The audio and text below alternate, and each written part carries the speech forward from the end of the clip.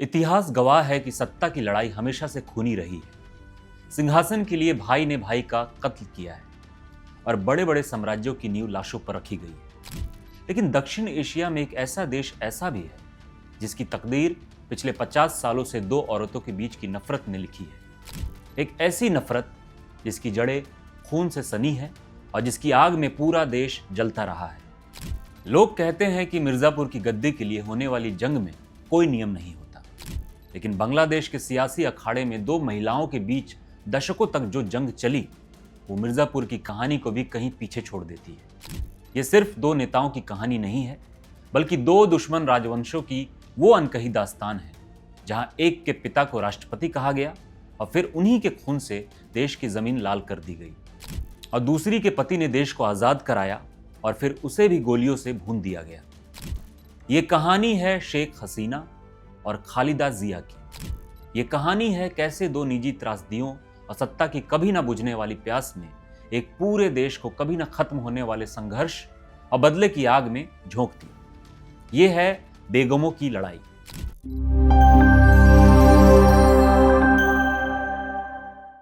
इस कहानी को समझने के लिए हमें वक्त में लगभग 50 साल पीछे चलना होगा। साल 1971, जब पूर्वी पाकिस्तान एक खूनी जंग के बाद दुनिया के नक्शे पर बांग्लादेश बनकर उभरा। इस नए देश के हीरो थे शेख मुजीबुर रहमान। लोग उन्हें प्यार से बंगबंधु यानी बंगाल का दोस्त कहते थे। वो बांग्लादेश के पहले राष्ट्रपति बने और उनकी एक बेटी थी शेख हसीना। लेकिन आज़ादी को 4 साल भी नहीं हुए थे कि वो काली रात आ गई, जिसने बांग्लादेश का इतिहास हमेशा के लिए बदल दिया। तारीख थी 15 अगस्त 1975। ढाका में सुबह होने से पहले सेना के कुछ जूनियर अधिकारियों ने एक क्रूर तख्तापलट को अंजाम दिया। उनका निशाना था राष्ट्रपति शेख मुजीबुर रहमान का घर। उस रात जब मुजीब और उनका परिवार गहरी नींद में था, हत्यारे टैंक लेकर उनके घर में घुस आए। उन्होंने बंगबंधु शेख मुजीबुर रहमान, उनकी पत्नी, उनके 3 बेटों जिसमें से एक सिर्फ 10 साल का था, और 2 बहुओं समेत परिवार के लगभग हर सदस्य को गोलियों से भून डाला। एक राष्ट्रपिता अपने ही घर में अपने ही लोगों के हाथों मारा गया था। उस वक्त शेख हसीना और उनकी बहन शेख रेहाना जर्मनी में थी, जिस वजह से उनकी जान बच गई। लेकिन जब उन्हें अपने पूरे परिवार के नरसंहार की खबर मिली तो उनकी दुनिया ही उजड़ गई। एक रात में वो एक प्रधानमंत्री की बेटी से अनाथ बन चुकी थी। तख्ता पलट करने वाली नई सरकार ने उनके बांग्लादेश लौटने पर रोक लगा दी। अगले 6 साल शेख हसीना को भारत में एक शरणार्थी की तरह गुजारने पड़े। इन्हीं सालों ने उनके दिल में बदले और सत्ता की वो आग जलाई जो आगे चलकर बांग्लादेश की सियासत को जलाने वाली थी। उन्हें समझ आ गया था कि राजनीति सिर्फ सेवा नहीं, बल्कि जिंदा रहने की लड़ाई है, सत्ता नहीं तो सुरक्षा नहीं। इस तख्तापलट ने बांग्लादेश को सालों की राजनीतिक अस्थिरता में धकेल दिया। कुछ ही महीनों के अंदर 2 और तख्तापलट हुए, जिनमें खून खराबा और हत्याएं हुई। इसी उथल पुथल के बीच से एक नया पावर सेंटर उभरा, मेजर जनरल जियाउर रहमान। जियाउर रहमान एक स्वतंत्रता सेनानी और करिश्माई सैन्य अधिकारी, जिन्होंने 1971 की आज़ादी की लड़ाई में अहम भूमिका निभाई थी। 1975 के सियासी भूचाल के बाद वो बांग्लादेश के सबसे ताकतवर शख्स बनकर उभरे और 1977 तक देश के राष्ट्रपति बन गए। उन्होंने बांग्लादेश नेशनलिस्ट पार्टी यानी BNP बनाई। जियाउर के राज में देश ने स्थिरता की एक झलक देखी, लेकिन सेना के अंदर ही उनके दुश्मन तैयार हो रहे थे। और फिर इतिहास ने खुद को दोहराया। 30 मई 1981 राष्ट्रपति जियाउर रहमान चटगांव शहर के दौरे पर थे, जब देर रात सेना के कुछ बागी अफसरों ने उनके रेस्ट हाउस पर हमला कर दिया। ऑटोमेटिक हथियारों से हुई अंधाधुंध फायरिंग में जियाउर रहमान की मौके पर ही मौत हो गई। एक और हीरो का खूनी अंत हुआ था। इस हत्या ने जियाउर रहमान की पत्नी खालिदा जिया को, जो अब तक एक आम गृहिणी थी, राजनीति के मैदान में लाकर खड़ा कर दिया। पति की क्रूर हत्या ने उन्हें उसी सियासत में आने पर मजबूर किया जिसने उनकी जान ली थी। अपने पति की पार्टी BNP को बिखरने से बचाने के लिए खालिदा जिया ने राजनीति में कदम रखा। अब बांग्लादेश के सियासी मंच पर 2 विधवाएं थीं। दोनों ने अपने परिवार को एक खूनी तख्तापलट में खोया था। एक के पिता की हत्या हुई थी, दूसरे के पति की। एक शेख हसीना, जो अपने पिता की सेकुलर विरासत को वापस लाना चाहती थी। दूसरी खालिदा जिया, जो अपने पति की राष्ट्रवादी राजनीति को आगे बढ़ाना चाहती थी। दोनों के दिलों में सत्ता पाने की इच्छा तो थी, लेकिन उससे कहीं ज्यादा अपने परिवार के साथ हुए अन्याय का बदला लेने की भी आग जल रही थी। लेकिन इससे पहले कि ये दोनों आपस में टकराती, कहानी में एक और मोड़ आया। उनके सामने एक साझा दुश्मन आ खड़ा हुआ। जियाउर रहमान की हत्या के ठीक एक साल बाद मार्च 1982 में सेना प्रमुख जनरल हुसैन मोहम्मद इरशाद ने एक और तख्ता पलटकर सत्ता पर कब्जा कर लिया। इरशाद ने देश में मार्शल लॉ लगाकर एक लंबी तानाशाही की शुरुआत की। तानाशाह इरशाद के शासन में शेख हसीना की आवामी लीग और खालिदा जिया की बीएनपी दोनों ही सत्ता से बाहर हो गई। अब दोनों का एक ही मकसद था, जनरल इरशाद की तानाशाही को उखाड़ फेंकना। और यही इतिहास का वो पन्ना लिखा गया जिसकी किसी ने कल्पना भी नहीं की थी। दुश्मन का दुश्मन दोस्त होता है। इसी कहावत को सच करते हुए शेख हसीना और खालिदा जिया ने हाथ मिला लिया। 1980 के दशक में ये दोनों महिलाएं, जो आगे चलकर एक दूसरे की जान की दुश्मन बनने वाली थी, एक साथ मिलकर सैन्य शासन के खिलाफ आंदोलन करने लगी।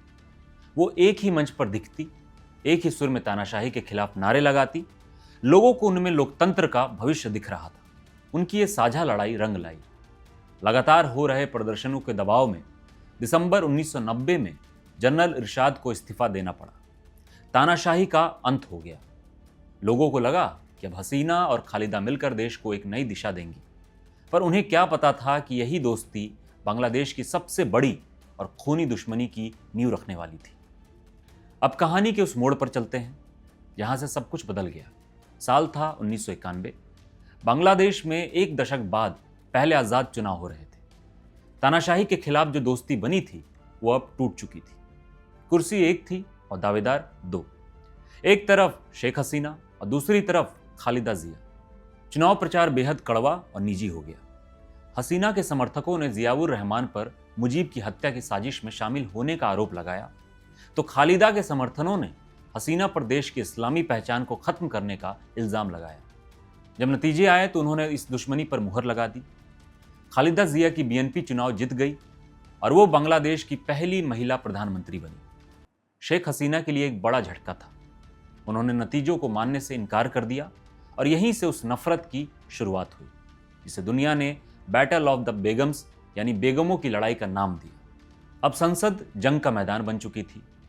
विपक्ष में बैठी हसीना ने खालिदा सरकार के हर फैसले का विरोध किया। सड़कों पर हड़तालें और राजनीतिक हिंसा आम हो गई। ये सिर्फ राजनीतिक विरोध नहीं था, ये निजी नफरत थी। ये दोनों औरतें सार्वजनिक मौके पर एक दूसरे से बात करना तो दूर, एक दूसरे की शक्ल तक देखना पसंद नहीं करती थी। इस दुश्मनी ने बांग्लादेश की राजनीति में एक खतरनाक परंपरा शुरू की। अब सत्ता का मतलब सिर्फ शासन करना नहीं, बल्कि अपने दुश्मन को पूरी तरह से खत्म कर देना था। 1991 के बाद बांग्लादेश की राजनीति एक ऐसे झूले में फंस गई जिसका एक सिरा शेख हसीना के हाथ में था और दूसरा खालिदा जिया के। ये एक ऐसा चक्र था जिसमें विकास नहीं बल्कि बदला ही सबसे बड़ा नियम था। 1996 के चुनाव में बाजी पलटी। शेख हसीना जीती और पहली बार प्रधानमंत्री बनी। अब बदला लेने की बारी उनकी थी। उन्होंने खालिदा जिया और उनकी पार्टी के नेताओं पर सैकड़ों केस खोल दिए। फिर आया साल 2001। झूला वापस दूसरी दिशा में घुमा। खालिदा जिया एक बार फिर सत्ता में लौटी। अब बदले का चक्र और भी तेजी से घुमा। ये दुश्मनी तब खूनी हो गई जब अगस्त 2004 में शेख हसीना की एक रैली पर भयानक ग्रेनेड हमला हुआ। इस हमले में अवामी लीग के 24 नेता और कार्यकर्ता मारे गए। हसीना खुद बाल बाल बची, लेकिन उनके सुनने की शक्ति को हमेशा के लिए नुकसान पहुंचा। अवामी लीग ने इस हमले के लिए सीधे खालिदा जिया की सरकार और उनके बेटे तारिक रहमान को जिम्मेदार ठहराया। इस घटना ने दोनों के बीच की खाई को इतना गहरा कर दिया कि उसे पाटना नामुमकिन हो गया। दोनों बेगमों की इस लड़ाई में बांग्लादेश का लोकतंत्र, उसकी अर्थव्यवस्था और उसका समाज सब कुछ तबाह हो रहा था। देश दो गुटों में बंट चुका था, एक हसीना का, दूसरा खालिदा का। इस बर्बादी को देखते हुए आखिरकार सेना को एक बार फिर दखल देना पड़ा। 2006 के अंत तक बांग्लादेश गृह युद्ध के मुहाने पर खड़ा था। जनवरी 2007 में सेना ने एक बार फिर मोर्चा संभाला, लेकिन इस बार सेना ने सीधा सत्ता नहीं संभाली, बल्कि एक सैन्य समर्थित अंतरिम सरकार बनाई। पर्दे के पीछे असली ताकत सेना प्रमुख जनरल मोइन अहमद के हाथ में थी। इस सरकार ने एक फॉर्मूला पेश किया जिसे माइंस टू फॉर्मूला कहा गया। मतलब शेख हसीना और खालिदा जिया दोनों को राजनीति से बाहर करना। इसके बाद जो हुआ वो किसी फिल्म के स्क्रिप्ट से कम नहीं था। भ्रष्टाचार के इल्जाम में पहले शेख हसीना और फिर खालिदा जिया दोनों को गिरफ्तार कर लिया गया। वो दो दुश्मन जो एक दूसरे की शक्ल देखना पसंद नहीं करती थी, अब एक ही जेल के अलग अलग हिस्सों में कैद थी। लेकिन सेना उनकी ताकत को कम आंक रही थी। जेल में रहते हुए भी दोनों ने अपनी पार्टियों पर पकड़ बनाए रखी। आखिरकार सेना को हार माननी पड़ी। लगभग 1 साल बाद दोनों को रिहा कर दिया गया। दिसंबर 2008 में नए चुनाव हुए और शेख हसीना की पार्टी को जबरदस्त जीत मिली। हसीना सत्ता में लौट तो आई, लेकिन ये एक नई और कहीं ज्यादा तानाशाही पारी की शुरुआत थी। 2009 में सत्ता में आने के बाद शेख हसीना ने अगले 15 साल एक ऐसी लौह महिला की तरह राज किया जिसे कोई चुनौती ना दे सके। एक तरफ उनके राज में बांग्लादेश ने जबरदस्त आर्थिक तरक्की की, देश की जीडीपी बढ़ी, कपड़ा उद्योग दुनिया में एक बड़ी ताकत बना और लाखों लोग गरीबी से बाहर निकले। लेकिन सिक्के का दूसरा पहलू बहुत स्याह था। सत्ता पर पकड़ मजबूत करने के लिए हसीना की सरकार तानाशाही की राह पर चल पड़ी। उन्होंने संविधान से उस कार्यवाहक सरकार के नियम को ही खत्म कर दिया जो निष्पक्ष चुनाव सुनिश्चित करता था। उनका सबसे बड़ा निशाना थी उनकी पुरानी दुश्मन खालिदा जिया। 2018 में भ्रष्टाचार के एक केस में 70 साल से ज्यादा उम्र की खालिदा जिया को जेल में डाल दिया गया। बीएनपी के हजारों कार्यकर्ताओं को गिरफ्तार कर लिया गया, जिसकी पार्टी लगभग खत्म हो गई। मीडिया की आजादी पर शिकंजा कसा गया और सरकार की आलोचना करने वाले पत्रकार को जेल में डाल दिया गया। 2024 की शुरुआत में हसीना ने लगातार चौथा चुनाव जीता। विपक्ष पूरी तरह कुचल दिया गया था। ऐसा लग रहा था कि अब उन्हें चुनौती देने वाला कोई नहीं है। वो बांग्लादेश की बेताज महारानी बन चुकी थी।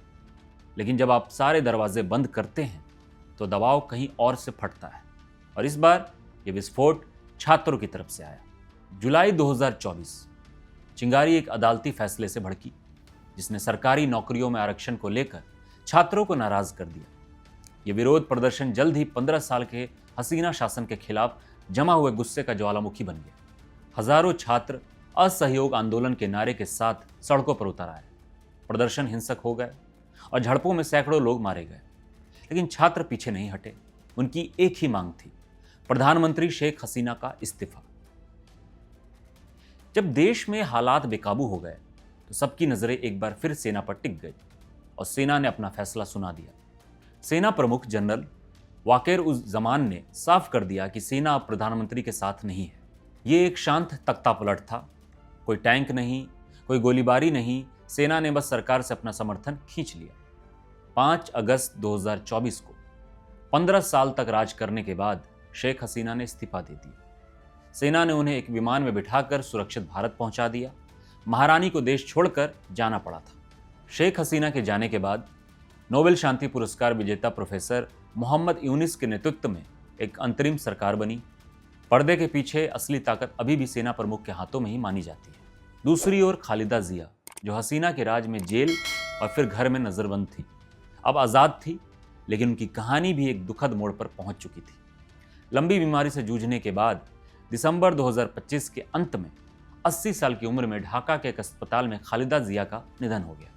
उनके अंतिम संस्कार में लाखों की भीड़ उमड़ी, जो उनकी लोकप्रियता का सबूत था। उनके निधन ने बांग्लादेश की राजनीति में एक युग का अंत कर दिया। बेगमों की लड़ाई, जो दशकों तक देश की किस्मत तय करती रही, आखिरकार खत्म हो गई। खालिदा जिया के निधन से कुछ ही दिन पहले उनके बड़े बेटे और बीएनपी के कार्यवाहक अध्यक्ष तारिक रहमान 17 साल का लंबा निर्वासन खत्म कर बांग्लादेश लौट आए। आज बांग्लादेश एक दौराहे पर खड़ा है। एक बेगम निर्वासित है, दूसरी अब इस दुनिया में नहीं रही। उनकी दुश्मनी की विरासत है एक टूटा हुआ राजनीतिक सिस्टम और एक गहरा बटा हुआ समाज। अंतरिम सरकार के सामने देश को पटरी पर लाने और एक निष्पक्ष चुनाव कराने की भारी चुनौती है। लेकिन राजनीति पर सेना की परछाई मंडरा रही है और कट्टरपंथी ताकतों के फिर से सिर उठाने का खतरा भी बना हुआ है। तो ये थी कहानी उन दो बेगमों की जिन्हें इतिहास ने एक ऐसी तकलीफ दी, लेकिन सत्ता की भूख ने उन्हें जानी दुश्मन बना दिया।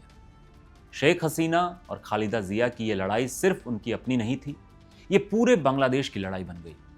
उन्होंने अपने पिताओं और पतियों की विरासत बचाने के नाम पर और एक दूसरे से बदला लेने के लिए एक पूरे देश की कई पीढ़ियों के भविष्य को दांव पर लगा दिया। उनकी नफरत की आग में बांग्लादेश का लोकतंत्र झुलसता रहा। जब एक बेगम सत्ता में आती तो दूसरी के समर्थकों पर कहर टूटता, और जब दूसरी आती तो वो पहले के समर्थकों को कुचल देती। आज जब दोनों बेगमों का युग खत्म हो गया है तो सबसे बड़ा सवाल ये है कि क्या बांग्लादेश इस विरासत से आज़ाद हो पाएगा? क्या देश निजी दुश्मनी और राजवंशों की सियासत से ऊपर उठकर एक सच्चा लोकतंत्र बन पाएगा, या फिर ये खालीपन एक नए और शायद ज़्यादा खतरनाक संघर्ष को जन्म देगा? आपको क्या लगता है? क्या बांग्लादेश इन दो राजवंशों की छाया से कभी बाहर निकल पाएगा? अपनी राय हमें नीचे कमेंट्स बॉक्स में ज़रूर बताएं, और दक्षिण एशिया की ऐसी ही अनकही कहानियों के लिए हमारे चैनल को सब्सक्राइब करना ना भूलें। देखने के लिए शुक्रिया।